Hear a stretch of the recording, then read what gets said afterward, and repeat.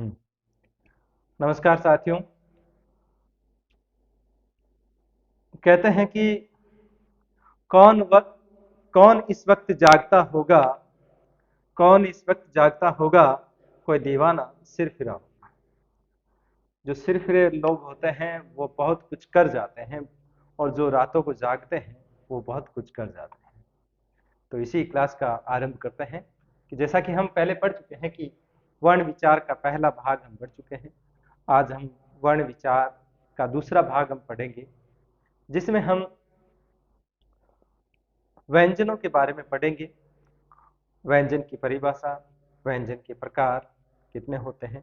उसके बाद हम संपूर्ण वर्ण विचार का उच्चारण स्थान करेंगे कि किस प्रकार से उनका उच्चारण किया जाए और उनके उच्चारण के लिए निर्धारित स्थान कौन कौन सा होता है। तो साथियों, आपके प्यार और स्नेह से हम अभिभूत हैं। इसी प्रकार से अपना प्यार और सहयोग बनाए रखें। क्लास पसंद आए तो हमारे चैनल को सब्सक्राइब करें, लाइक करें, कमेंट करें और बेल आइकन दबाना ना भूलें, ताकि बेल आइकन दबाओगे तो हमारी क्लास की सूचना आपके पास तुरंत पहुंचेगी जब भी क्लास अपलोड होगी। तो इसलिए बेल आइकन जरूर दबाएं। चैनल को लाइक, कमेंट, शेयर और सब्सक्राइब। जैसा कि हम हिंदी वर्ण विचार की पहली क्लास पढ़ चुके हैं, जिसमें हमने स्वर और स्वर के प्रकारों का अध्ययन किया था, और इसी से जुड़ी हुई हमारी आज की जो क्लास है वो रहेगी व्यंजन और व्यंजन के प्रकार। तो शुरू करते हैं। और आपका जो प्यार और स्नेह हमें मिल रहा है उसके लिए आपका तहे दिल से आभार, और इसी प्रकार का प्यार और स्नेह बनाए रखें। शुरू करते हैं आज की क्लास। व्यंजन। हिंदी वर्ण विचार में जब हम वर्णों का अध्ययन करते हैं तो पहले स्वर और फिर व्यंजन का अध्ययन करते हैं। व्यंजन कितने प्रकार के होते हैं, व्यंजन किसे कहते हैं, आज हम इनके बारे में पढ़ेंगे। तो सबसे पहले व्यंजन की परिभाषा।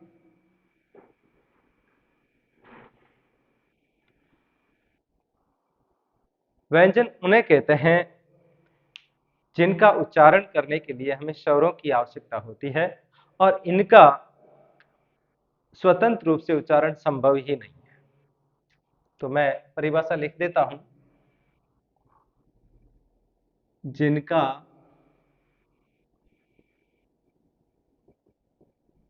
उच्चारण करते समय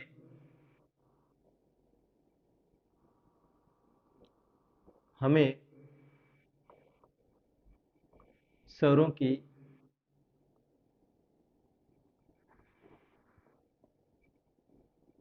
सहायता लेनी पड़े, या जिनका उच्चारण स्वरों की सहायता से हो, जिनका उच्चारण स्वरों की सहायता से हो, उन्हें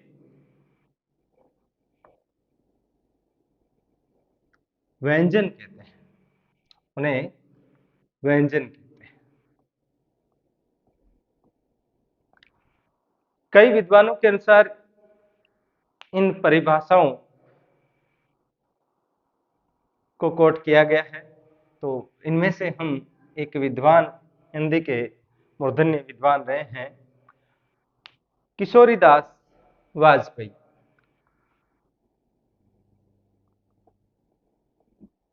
किशोरीदास वाजपेयी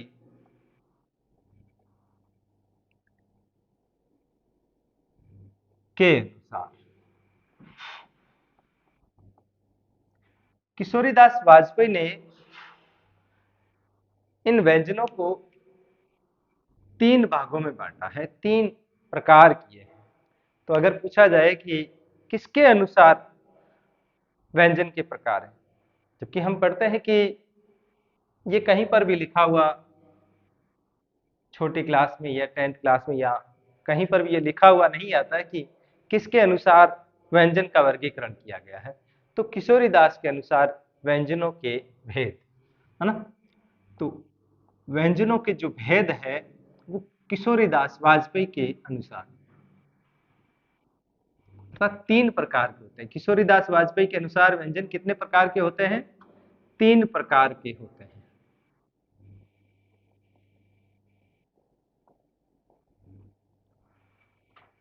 पहला है आपके स्पर्श व्यंजन, जिन्हें वर्गीय व्यंजन भी कहा जाता है। जिन्हें क्या कहा जाता है? वर्गीय व्यंजन भी कहा जाता है। और जब हम संधि पढ़ते हैं तो इन्हीं स्वर और व्यंजनों की हमें बड़ी आवश्यकता होती है। और ये समझिए कि यदि आप इनको नहीं पढ़ते हैं तो आप संधि को ना तो समझ पाएंगे ना ही संधि सीख पाएंगे। फिर अगला है आपके अंतस्थ व्यंजन।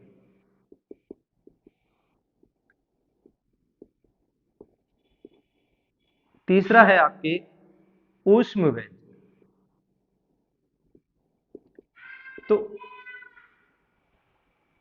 किशोरीदास वाजपेयी के अनुसार जो है 3 प्रकार के व्यंजन होते हैं: स्पर्श व्यंजन, अंतस्थ व्यंजन और ऊष्म व्यंजन। इस प्रकार से हमने देखा कि स्वर तो कितने थे भाई? स्वर 11 थे। और ये जो व्यंजन है, जैसे स्पर्श व्यंजन कितने होते हैं? 25 होते हैं। अंतस्थ व्यंजन 4 होते हैं और ऊष्म व्यंजन 4 होते हैं। तो इस प्रकार से ये 33 व्यंजन व्यंजन कितने हुए? 33। इस प्रकार से हिंदी वर्णमाला में मूल वर्णों की जो संख्या है वो 44 होती है। तो मूल वर्ण कितने हुए?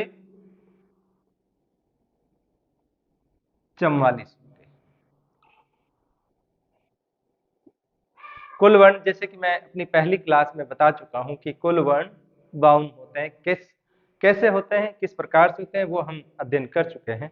और फिर भी आगे जहां कहीं भी आवश्यकता होगी मैं बताता रहूंगा आपको। तो सबसे पहले हम इनमें से स्पर्श व्यंजन को पढ़ते हैं।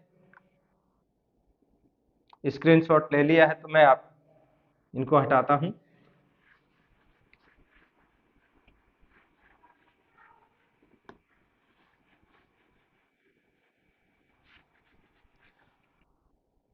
स्पर्श व्यंजन वर्गीय व्यंजन भी है और इनकी जो परिभाषा है देखिए किस प्रकार से है। पहले हम इसकी परिभाषा पढ़ लेते हैं।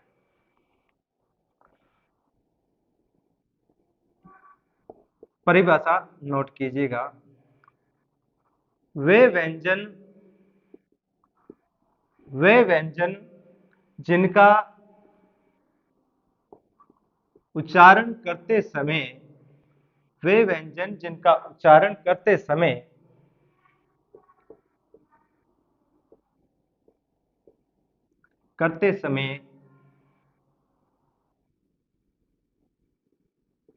हमारी जीवा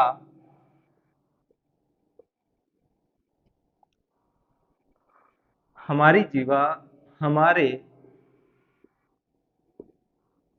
मुख विवर के किसी न किसी भाग को किसी न किसी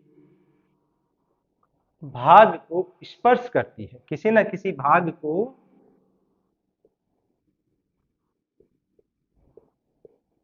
स्पर्श करती है तो हम उसे क्या कहते हैं? स्पर्श व्यंजन कहते हैं। कि वे व्यंजन जिनका उच्चारण करते समय हमारी जीवा हमारे मुख विवर के किसी न किसी भाग को स्पर्श करती है तो हम उसे क्या कहते हैं? स्पर्श व्यंजन कहते हैं। स्पर्श व्यंजन के और क्या क्या नाम हो सकते हैं? इन्हें वर्गीय व्यंजन कहते हैं। एक तो ये हो गया, इन्हें क्या कहते हैं? वर्गीय व्यंजन कहते हैं। और दूसरा, इन्हें स्फोटात्मक व्यंजन भी कहते हैं। स्फोटात्मक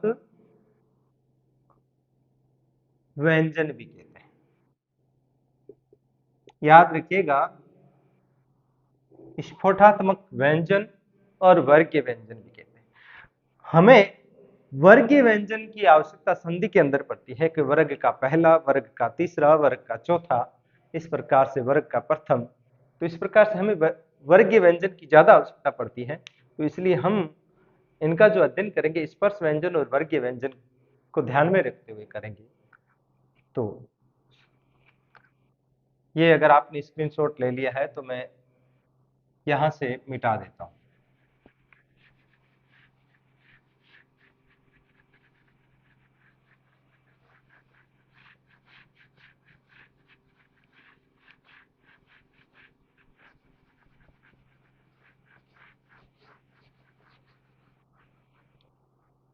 स्पर्श व्यंजन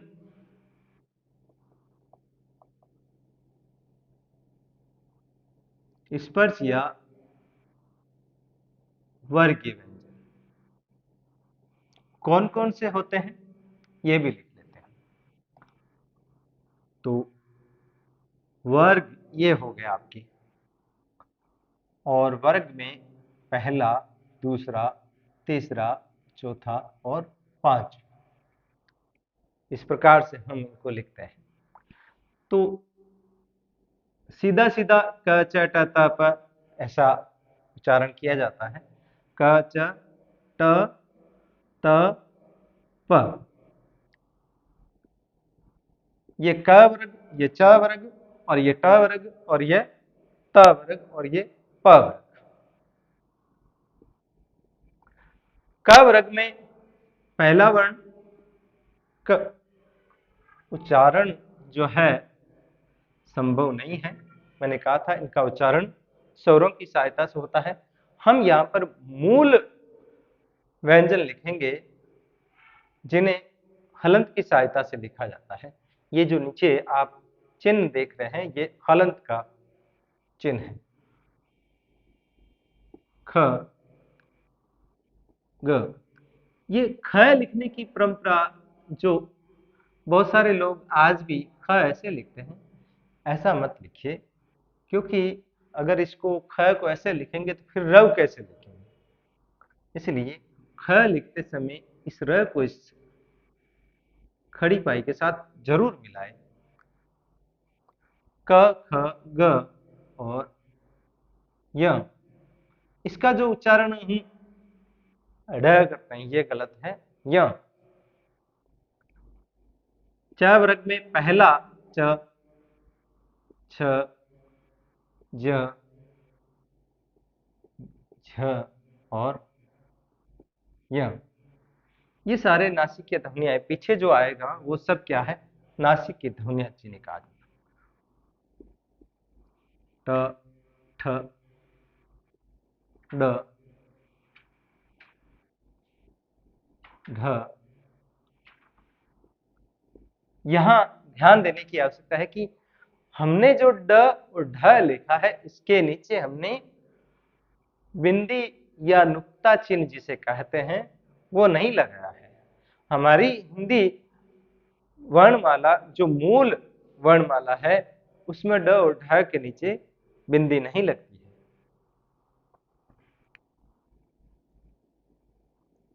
अगला है त, थ, द, ध और न। फिर है आपके प, फ, ब, भ और म। इस प्रकार से ये कितने हुए भाई? 25। 25 स्पर्श व्यंजन होते हैं। जब व्यंजन संधि करते हैं ना तो उसमें बहुत सारी परिभाषाएं आती है कि यदि प्रथम वर्ग के सामने कोई स्वर आ जाए तो वो अपने तीसरे में बदल जाता है, वो अपने चौथे में बदल जाता है, वो अपने पांचवें में बदल जाता है। तो इस प्रकार से कई, जैसे एक उदाहरण छोटा सा देखते हैं। जैसे ये व्यंजन संधि का उदाहरण है, मैं यहां रख रहा हूं, जगत धन ईश। इसकी परिभाषा यही है कि प्रथम वर्ग के सामने यदि तीसरा चौथा या कोई स्वर आ जाए तो प्रथम व्यंजन जो है वो अपने तीसरे में बदल जाता है। ये देखिए, ये तीसरे में बदल रहा है, ये हो जाएगा आपके जगदीश। भाई त का तीसरा क्या है? द। त का तीसरा क्या होता है? द। बाकी हम विस्तृत अध्ययन करेंगे, व्यंजन संधि पढ़ेंगे तब। तो ये वर्ग वहां काम आते हैं। वर्ग इसीलिए हमने वर्ग लिखा, क च ट तप। वर्ग का पहला, दूसरा, तीसरा, चौथा और पांचवा, इस प्रकार से हमने लिखे। ठीक है, स्क्रीनशॉट ले लीजिए। अगला है आपके अंतस्थ व्यंजन। अंतस्थ व्यंजन जैसा कि हम जान चुके हैं कि कितने होते हैं संख्या में? 4 होते हैं। अंतस्थ व्यंजन कितने होते हैं संख्या में? 4 होते हैं। तो हम सबसे पहले तो अंतस्थ व्यंजन की परिभाषा लिखते हैं। परिभाषा जरूरी है।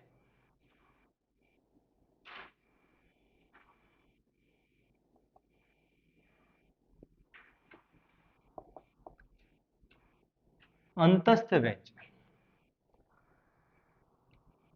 ये संख्या में 4 होते हैं। कौन कौन से होते हैं वो अभी हम पढ़ेंगे।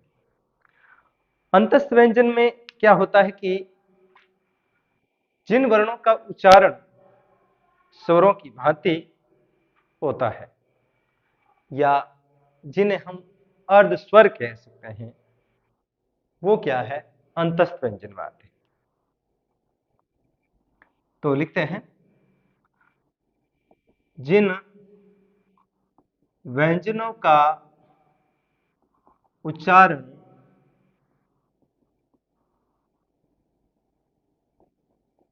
स्वरों की भांति या स्वरों के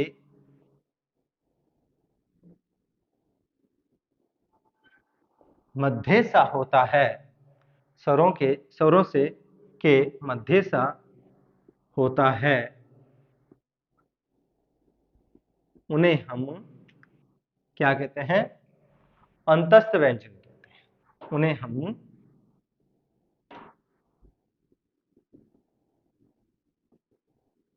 अंतस्थ व्यंजन कहते हैं। अंतस्थ व्यंजन जैसा कि मैंने बताया कि कितने होते हैं संख्या में? 4 होते हैं। अब कौन कौन से होते हैं ये इनके लिखने का क्रम ध्यान रखिएगा। य, व, र, ल। लिखते समय शायद य, र, ल, व ऐसे लिखते होंगे, य, र, ल, व ऐसे ही पढ़ते होंगे, लेकिन इनका क्रम यही है, य, व, र, ल। कई बार परीक्षाओं में ये क्रम पूछ लिया जाता है। जैसे वहां पर ये भी लिखा होगा, य, र, ल, व, और 2 ऑप्शन और हो सकते हैं। तो इसमें से क्रम पूछ लिया जाता है कि अंतस्थ व्यंजन का सही क्रम कौन सा होता है। तो अंतस्थ व्यंजन का सही क्रम जो है यह है, यवर, है ना। तो ये ध्यान रखने की बात है कि इनका क्रम कई बार पूछ लिया जाता है। तो यवर, ना कि यरल। बोलना ऐसे ही सिखाया जाता है बच्चे को, लेकिन ये क्रम इसका सही नहीं है। और भी इसका क्रम चेंज करके वहां पर 2 ऑप्शन और होंगे आपके सामने, लेकिन अपने को पहला वाला ऑप्शन करना होता है, यवर। तीसरा जो व्यंजन है ऊष्म व्यंजन। नाम से ही क्या आ रही है? ऊष्मा आ रही है। ऊष्म से ये समझिए कि ऊष्मा आ रही है और बोलते समय भी ऊष्मा आती है। तो ये भी संख्या में कितने होते हैं? 4 होते हैं। जिन व्यंजनों का उच्चारण करते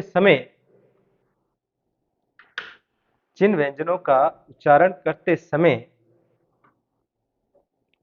श्वास वायु ऊष्मा सहित बाहर निकलती है। श्वास वायु ऊष्मा सहित बाहर निकलती है तो उसे हम ऊष्म व्यंजन कहते हैं। एक परिभाषा लिखते हैं। जिन व्यंजनों का उच्चारण करते समय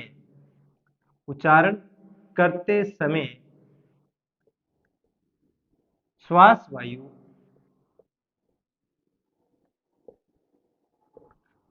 वायु ऊष्मा सहित बाहर निकलती है। श्वास वायु ऊष्मा सहित बाहर निकलती है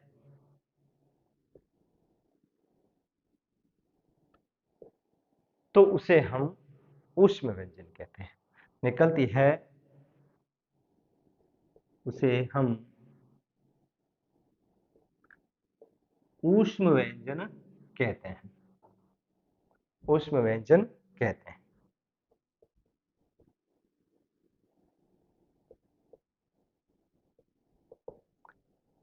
ये संख्या में 4 होते हैं। पहले कौन सा लिखा जाए? पहले ये भी एक समस्या रहती है, पहले कौन सा लिखे। याद रखिए कि पहले श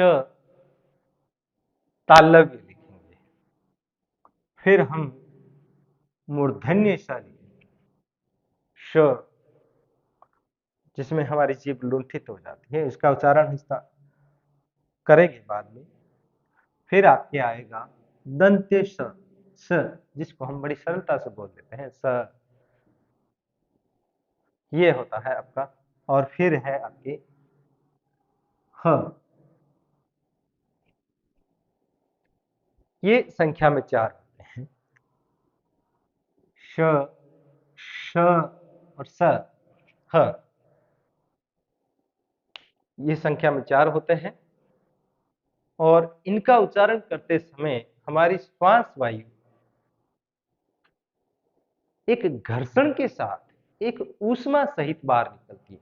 जब भी हम श बोलते हैं, षटकोण वाला बोलते हैं, जैसे श जो दंत्य श है उसको बोलते हैं, तो ह, तो श्वास वायु जो है एक ऊष्मा सहित या घर्षण सहित बाहर निकलती है, इसलिए इन्हें हम ऊष्म वर्ण विचार में हम पढ़ रहे हैं, जैसे कि स्वर और स्वर के प्रकार, फिर हमने व्यंजन पढ़े और व्यंजनों के प्रकार पढ़े।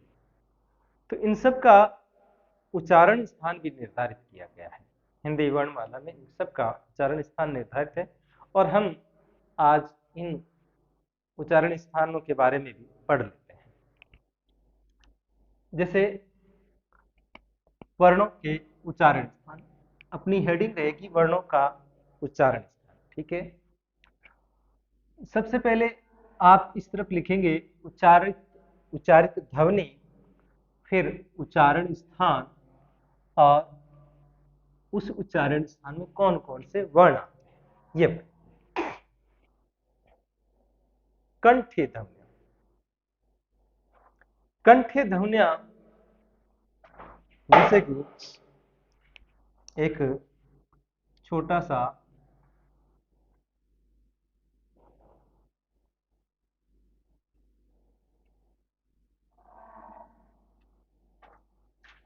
डायग्राम बना लेते हैं, इतना अपने लिए पर्याप्त है।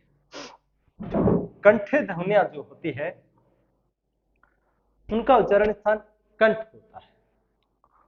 अ, आ और क वर्ग पूरा, जैसा कि हमने वर्गीय व्यंजन में पढ़ा था कि वर्ग क वर्ग पूरा, पांचों के पांचों उसके अक्षर, और फिर इसके साथ विसर्ग,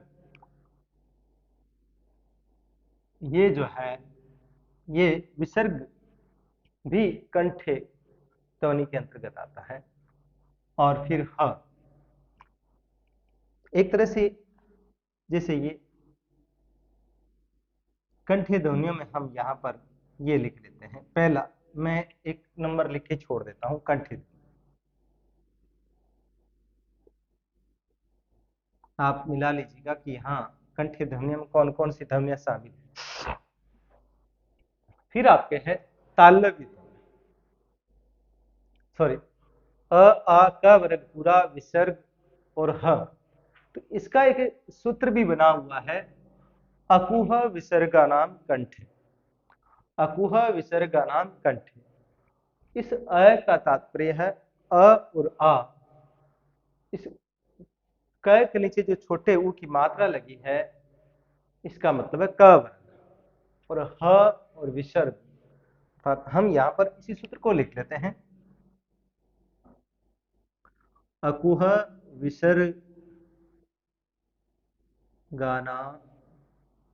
कंठ, अकुह विसर्गानाम कंठ, ये सारी ध्वनियां इसके अंदर समाहित हो जाती है।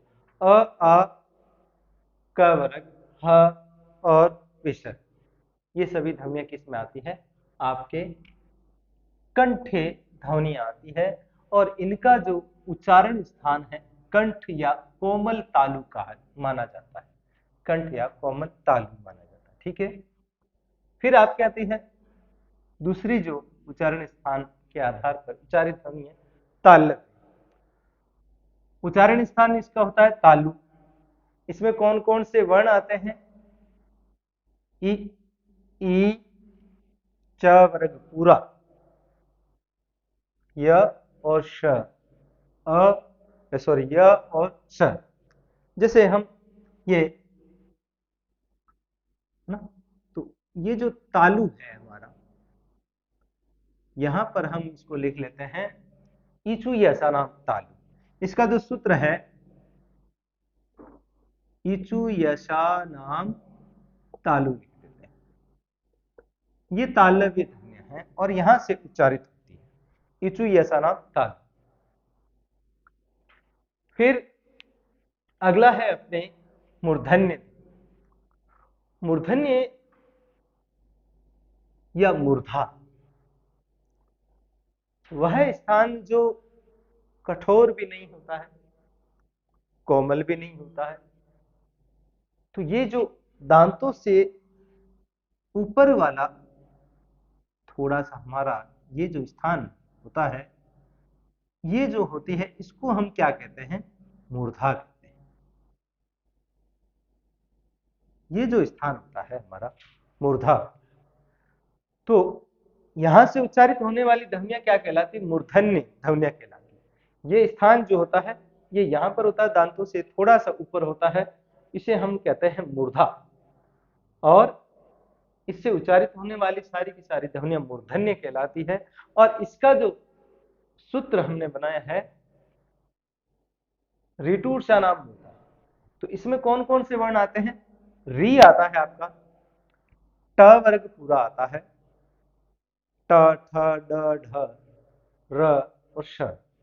तो सूत्र रिटूर नाम मूर्धा, तो सूत्र ही हम यहां पर लिख रहे हैं, रिटूर नाम मूर्धा। फिर आपके आता है अगला दंत। दांतों के आसपास से जो ध्वनियां उच्चारित होती है उन्हें हम दंत्य ध्वनियां कहते हैं।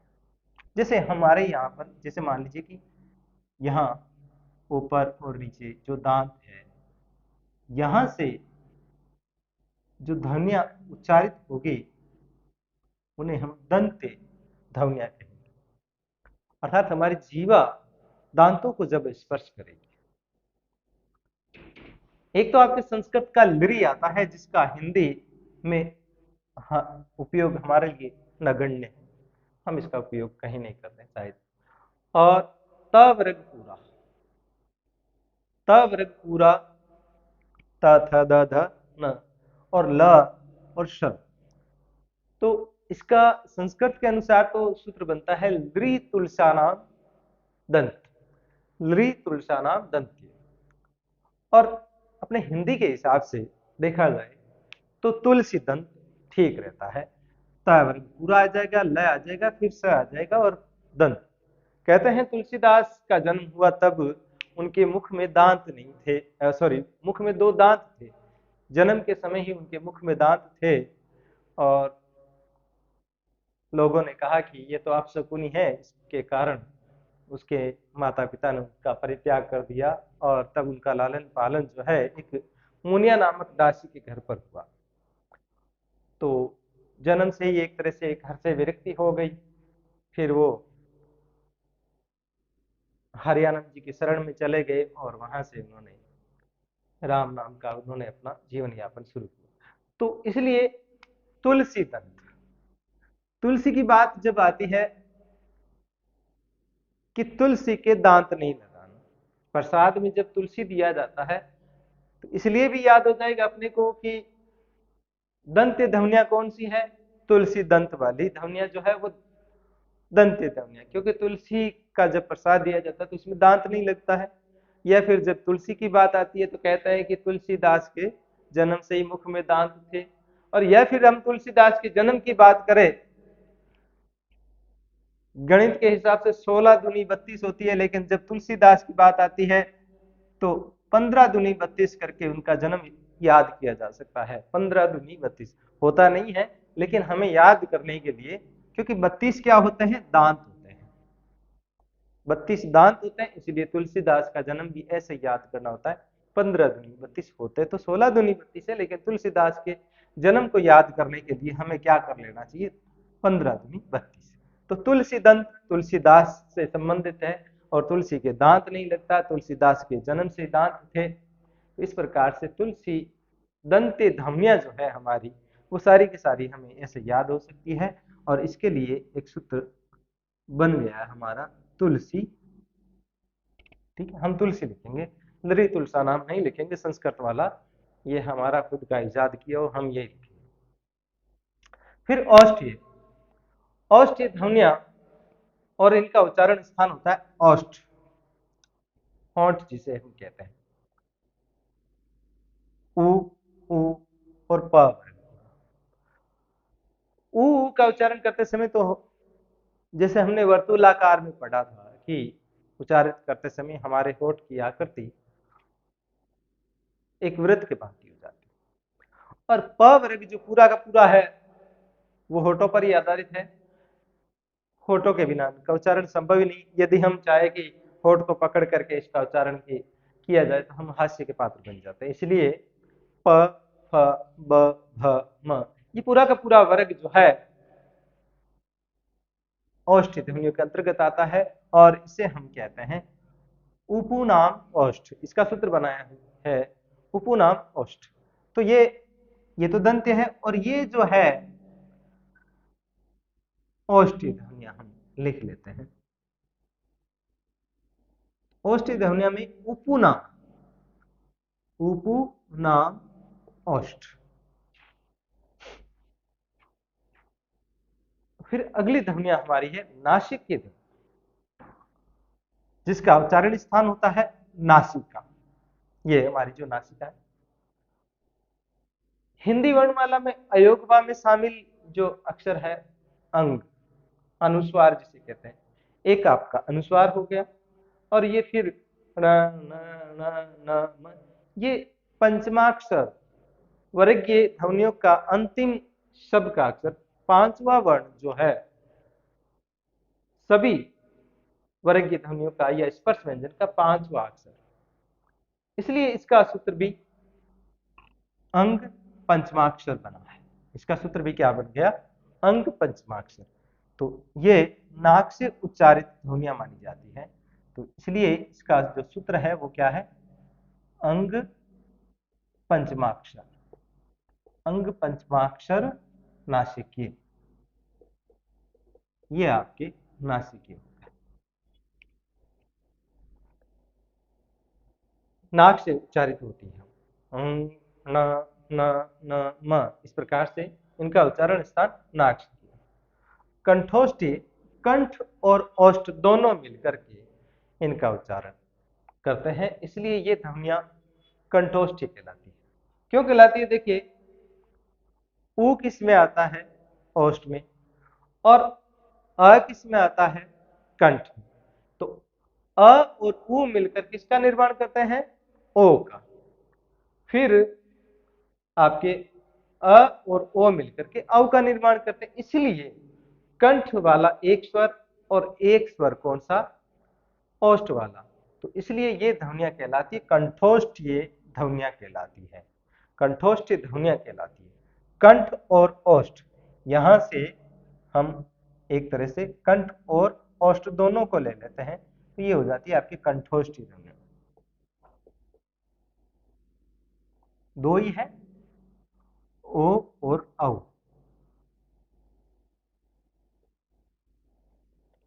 फिर आपकी आती कंठ तालव्य ध्वनियां।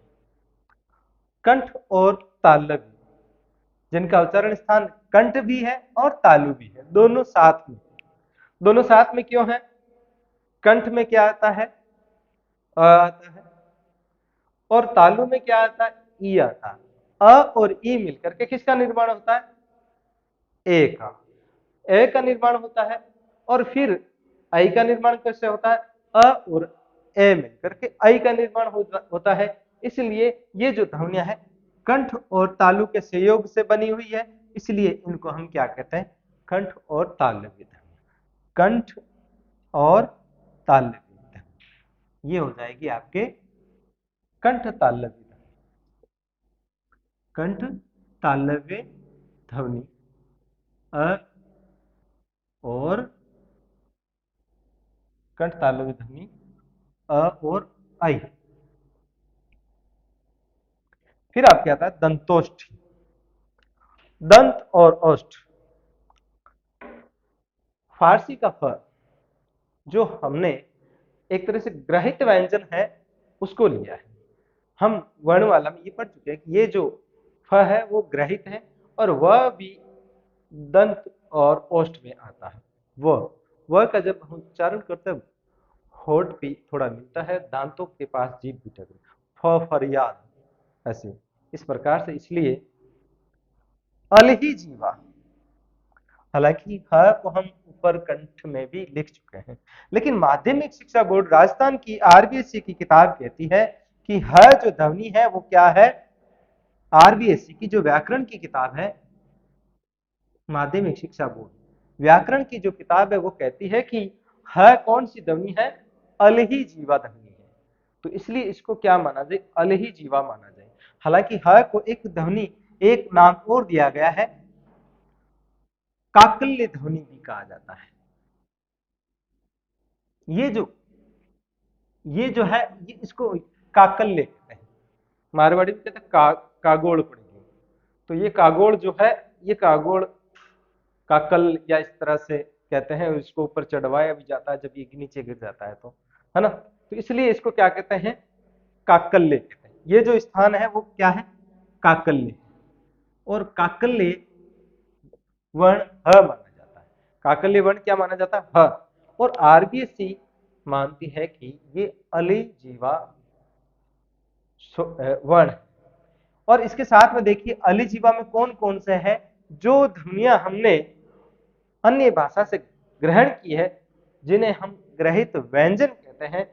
क के नीचे नुक्ता लगा, ध्यान रखिएगा, और ख के नीचे भी नुक्ता लगा है, ज और फ के नीचे भी नुक्ता लगा। ये सभी ध्वनियां अलि जीवा के अंतर्गत आती है।